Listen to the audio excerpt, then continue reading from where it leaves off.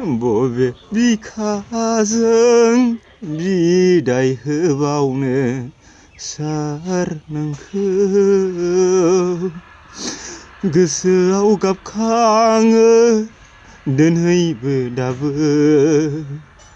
नोंनि होनाय रादायखौ नों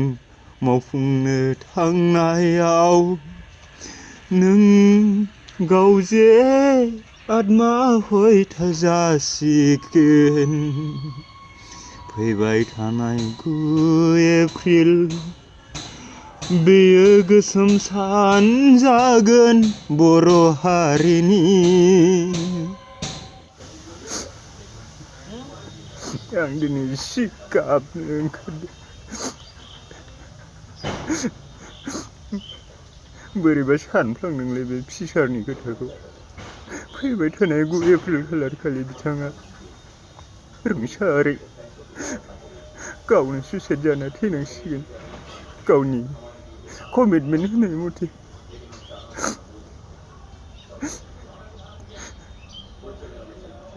बांसिनै दुखु गोनां बिनि गथ' गथायफोरा मा जानांगौ बिनि बिसिया मा जानांगौ गाबनो ओंखारदों दिनै आबसुआव बिथाङा 11 बोसोर नेतृत्व होनानै बर' हारिखौ नायसंबोबाय दिनै बिथाङा बिटिआरनि CM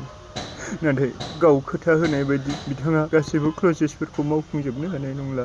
अब्ला बिथाङा गावनि कमिटमेन्टखौ लाखियोब्लाथ' निस्सय सुइसाइड जामारथारगोन गोसोखांना जोबोद गोसो दुखु मोनदों गाबनो ओंखारदों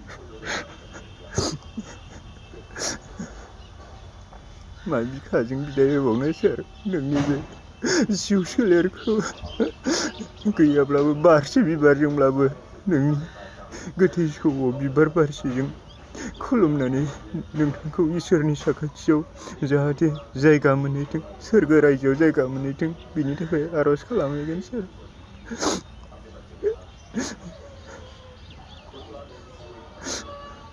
आरो हायोबा सारा जाखिनि क्लजेसफोर दंमोन बेखौ थाबैनो मावफुंनो समा बांद्राय गैलिया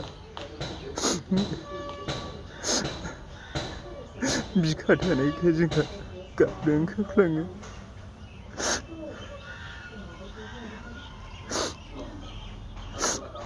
बबे बिखाजों हगार हरबावनांगौ सार नोंखौ 9 एप्रिल खालार खालि